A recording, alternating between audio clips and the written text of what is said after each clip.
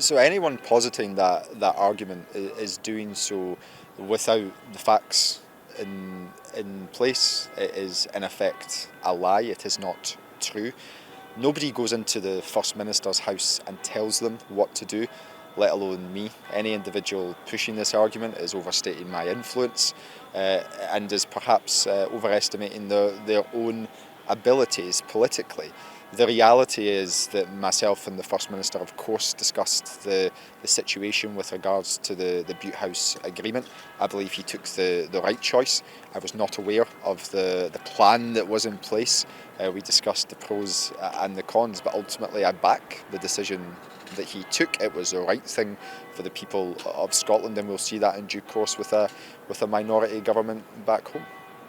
No, I am delighted that the agreement was scrapped, because it allows the Scottish Government to refocus its priorities back onto the economy, back onto jobs, back onto securing the future of our NHS, back onto ensuring that within the confines of devolution we can deal with the challenges of the cost of living crisis. It was the right thing to do. The First Minister himself has said today that he misjudged the response from the Greens, and of course the plan that was put in place by the First Minister and his advisors has obviously not come to fruition. But that doesn't mean to say the decision was wrong. The decision was the right one, and we will have to live with the benefits of that for years to come.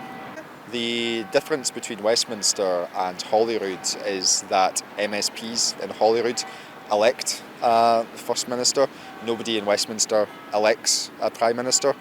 They simply become Prime Minister on the basis of being the leader of the largest party. So there's an inherent difference between the arguments there. I do see that the Labour Party are very keen to call for an election in Scotland on this basis, apparently forgetting the fact that Von Gethin has just become Wales's First Minister, having secured the votes in the Senate to take over from Mark Drakeford, and it looks like Von Gethin's may well be getting moved on in the not too distant future. So politicians from the Conservative Party and the Labour Party would do well to focus on their own houses rather than ours.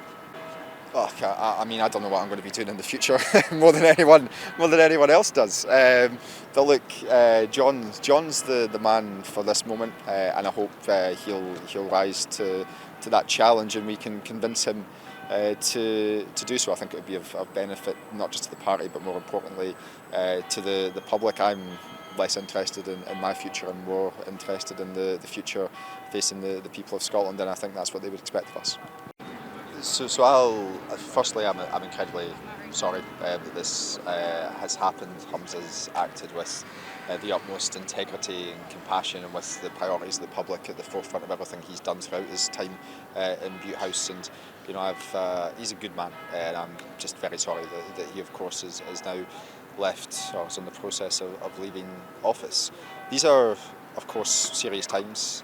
And serious times demand serious politics and serious politicians, and they don't get much more serious, they don't get much better, and they don't get much more experienced than John Swinney. And I therefore sincerely hope that he can be convinced to run in this race, and hopefully encouragement from the likes of myself can make that happen.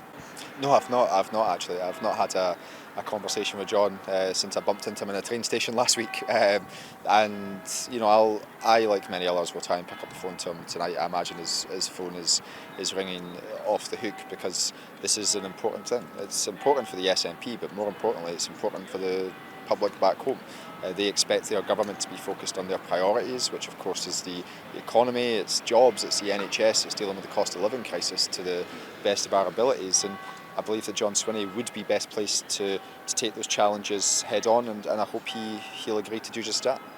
John Swinney's record in politics is unsurpassed in many respects. He's held most of the senior positions in government. He's crucially operated at the heart of a minority government when he was in control of the public finances as well. He's deeply in tune with public opinion. He has experience not just of Westminster, but of course of Holyrood. I feel like I'm almost reading out his resume here, but it's important that I do so to remind people of the stature of the individual that we are talking about. And you know, when you compare John Swinney as a politician and his record to to almost any other politician on these aisles. It's John Swinney who comes out on top. He's the cool, calm head that the public deserve, and I hope he is the cool, calm head that the public get. And it's for John now to decide whether that's the case.